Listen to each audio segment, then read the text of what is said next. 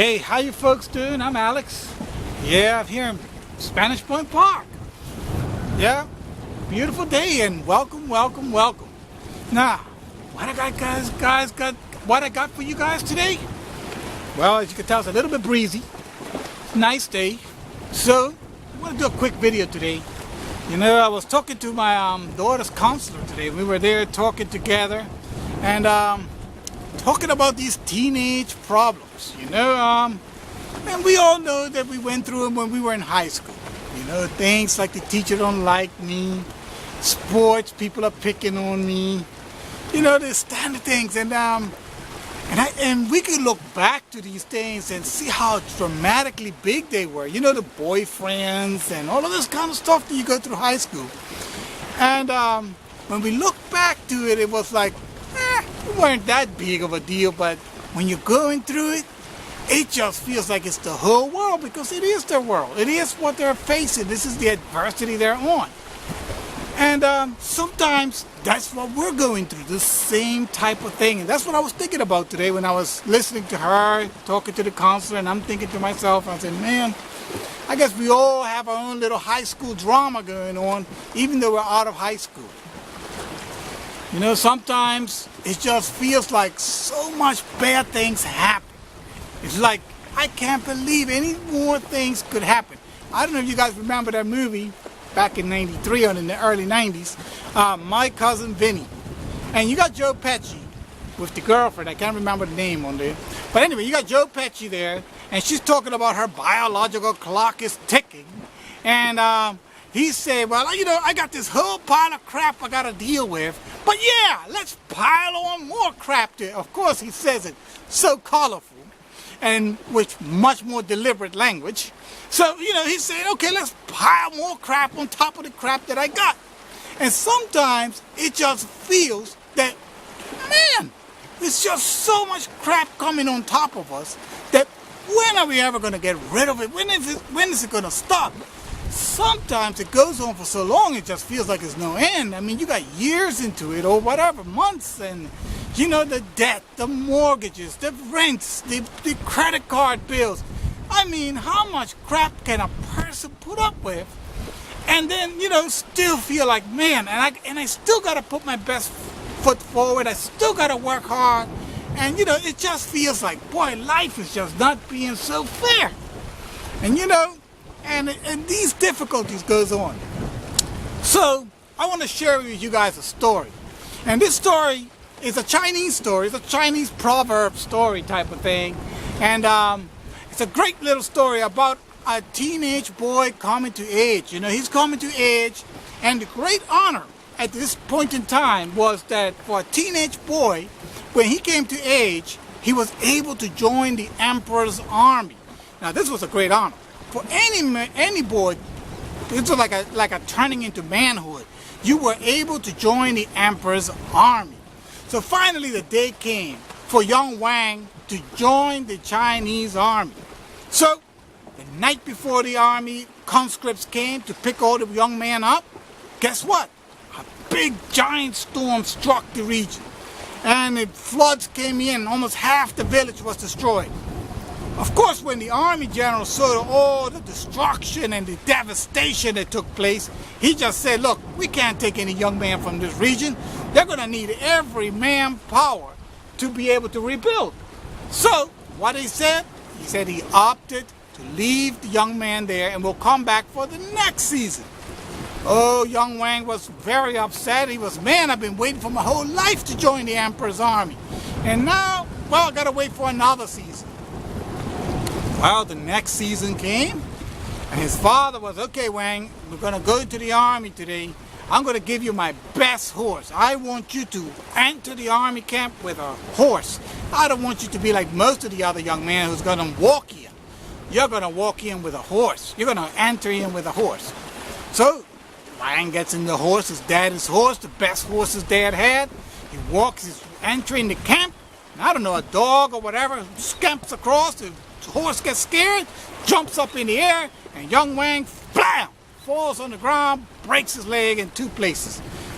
Well, of course he can't join the army with a broken leg, so they take him back to his dad, Well, you know, we're going to have to wait a couple more seasons so he gets strength back on his legs. So we'll probably won't see him for another year or so. So we'll wait for Wang. Well, this went on year after year, season after season, and Wang just had misfortune after misfortune. It just seemed like every time the army came, a tree would fall. All this would happen. But every time something would happen that would prevent him from joining the army. He couldn't join the emperor's army. Then finally, after years of trying to draft or conscribe young Wang, the conscripts just kept calling him, oh, we don't want to go check out unlucky Wang, because you don't know what happened to him this time around. It just became like the laugh of the camp, you know, because every time they came, young Wang was hurt and injured or something had happened to him. So what they did, you know, then the general got a hold of this, and he was like, huh? What's going on here? What do you mean that every time you come and get young Wang, something happens to him? Well, he said, it's true. Every time you come and get him, something happens to him. He always has an accident. Something bad happens. He's just the unluckiest person in all of China. Well, the general said, no, we ain't going to have this nonsense. He's not unlucky. He's just avoiding his service. And today, we're going to make an example of young Wang. We're going to make sure that if he's not ready to serve, then we're going to execute him. So the general himself said, we're going to go get him and bring him to the camp, and he better be ready to serve. So the general and the conscripts will go up to pick up young Wang, and they walk into the house, and the father comes to the door, and he said, where is Wang? And the general shouts out to the father. He said, wow, he's bedridden. Oh, we don't believe that story no more. That is just not going to happen. If he don't come out here right now, we will decapitate him. Well, the father went in to talk to Wang. He said Wang couldn't even get out of bed. He was so weak. He said, man, maybe it is better off to decapitate me. Send some people over to help me, carry me out there so that I could face my sentence. Because I just been so unlucky that I need to face my sentence. That's what Wang says. That's just terrible what's happening to my life. So then finally, the father came out and talked to the general. General, could you bring some men to help me carry my son? Because he really won't be able to join your army, so I guess it's better that he is executed. You know? The general said, huh? Oh, no. Well, I'm going to walk in and see what happens. When the general walked into Wang's room, he saw Wang. Wang had pus on him and all kinds of skin disease. He just looked horrible. And the smell in the room, it was like rotten skin. So the general was like, oh my gosh, this guy is really, really sick. And he really looks bad. And the general was like, oh my gosh, is this happening every time? He asked his conscript. Every time, they said.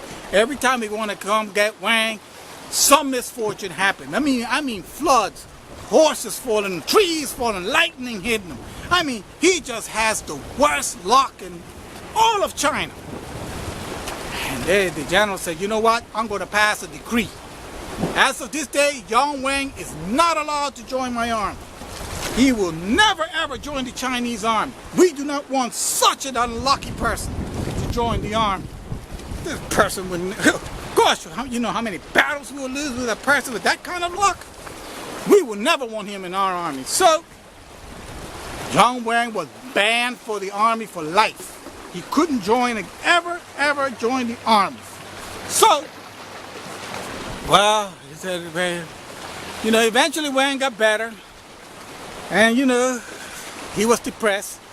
I mean, you know, having a reputation as being the unluckiest guy in all of China. You know, the people village looked at him, oh, don't get away from Wang. He's the unluckiest guy in China. You know, everything bad is around him. So, as the years went by, Wang was all kind of sad and blue. You know, people wanted to stay away from him. One day, one of the wealthiest men in the entire region came to see Wang's father. And he said, I need to marry my daughter. Now, she was the most beautiful woman in all the region.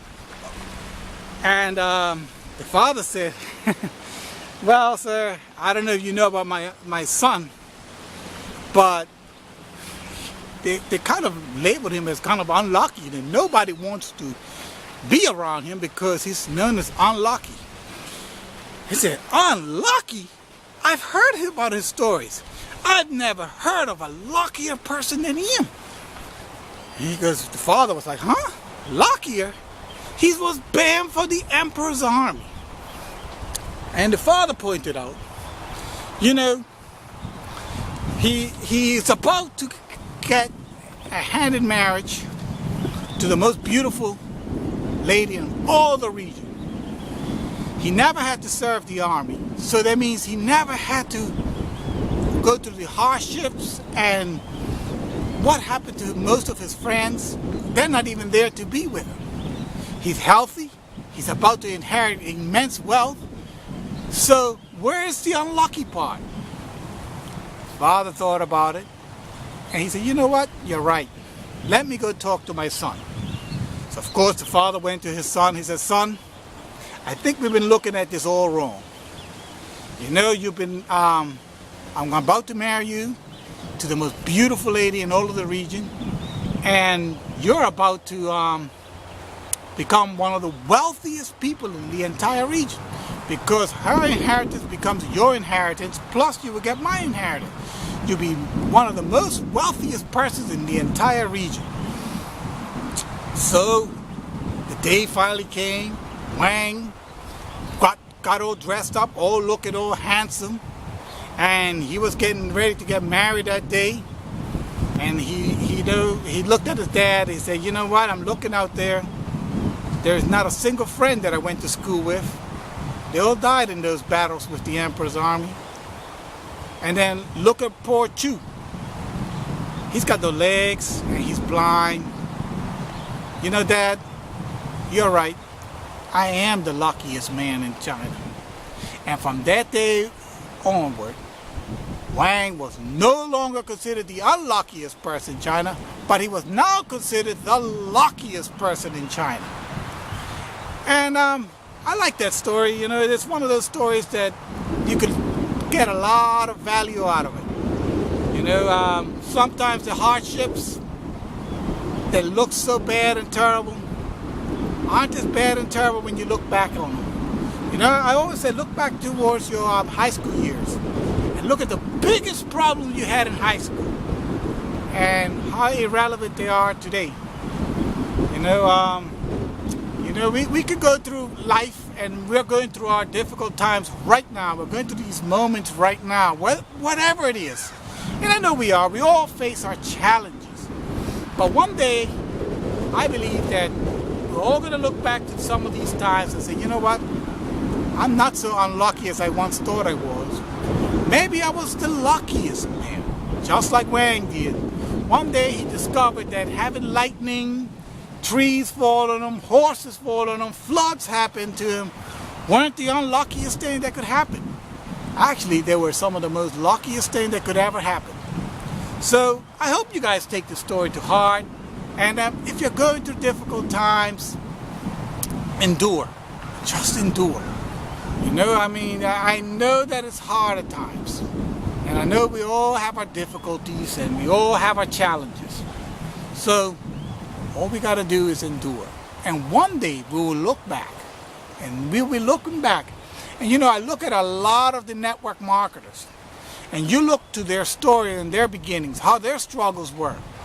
You know, their struggles weren't when they were making incredible amount of income. Their struggles were when they were trying to just get started online. So any network marketer that you see with tremendous success started where you were, with no income, struggling to figure it all out, and trying to see how this all works. And just don't give up.